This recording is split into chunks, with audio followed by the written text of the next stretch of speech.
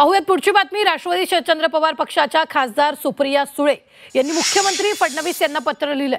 Tuljapur drugs प्रकरणातील आरोपींना भाजप प्रवेश देण्यावरून सुळेंनी पत्र लिहिलंय। ड्रग्ज तस्करीला राजाश्रय मिळतोय असं म्हणत सुळेंनी या संदर्भात कारवाई करावी अशी मागणी या पत्रातून फडणवीसांकडे केली आहे। आगामी स्थानिक स्वराज्य संस्थांच्या निवडणुकीच्या पार्श्वभूमीवर भाजपने इतर पक्षातील लोकांना पक्षात घेण्याचा धडाका लावलेला आहे। अशातच तुळजापूर ड्रग्ज प्रकरणातील जामिनावर बाहेर असणारा आरोपी आणि माजी नगराध्यक्ष संतोष परमेश्वर याचा देखील भाजपमध्ये पक्षप्रवेश झालाय।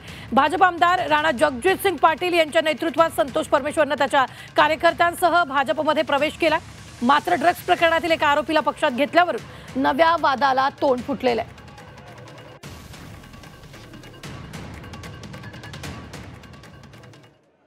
सुप्रिया सुळेंनी फडणवीसांना पत्र लिहिलंय। तुळजापूर शहरातील काही जणांना काल भारतीय जनता पार्टीमध्ये प्रवेश देण्यात आला। यामध्ये शहरातील ड्रग्ज तस्करी प्रकरणातील आरोपींचा समावेश होता अशी बातमी वाचनात आली आहे। विशेष म्हणजे प्रवेश भाजपच्या पक्ष कार्यालयात आणि जबाबदार नेत्यांच्या उपस्थितीत झाले याचे सखेद आश्चर्य वाटलं। यासोबतच ड्रग्ज तस्करीला राजाश्रय मिळतोय हे पाहून तितकीच चिंता देखील वाटली। तुळजापूरमधील या प्रकाराकडे आपण गांभीर्याने लक्ष घालून संबंधितांविरुद्ध योग्य ती कारवाई कराल अशी आम्हाला अपेक्षा आहे। ड्रग्ज तस्करीला या महाराष्ट्रात राजाश्रय दिला जाणार नाही अशा प्रकारचा सकारात्मक संदेश समाजात जाण्यासाठी आणि ड्रग्ज विरोधी मोहिमेला बळकटी मिळावी यासाठी हा विषय अतिशय महत्त्वाचा आहे। याची आपण योग्य ती दखल अवश्य घ्याल ही अपेक्षा असं पत्र सुप्रिया सुळेंनी मुख्यमंत्र्यांना लिहिलंय।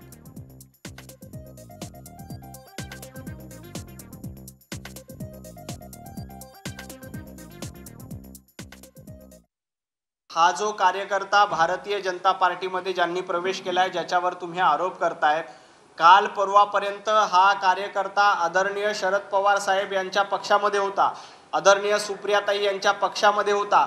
जोपर्यंत तो तुमच्या पक्षामध्ये कार्यकर्ता होता तोपर्यंत तुम्हाला योग्य वाटत होता का?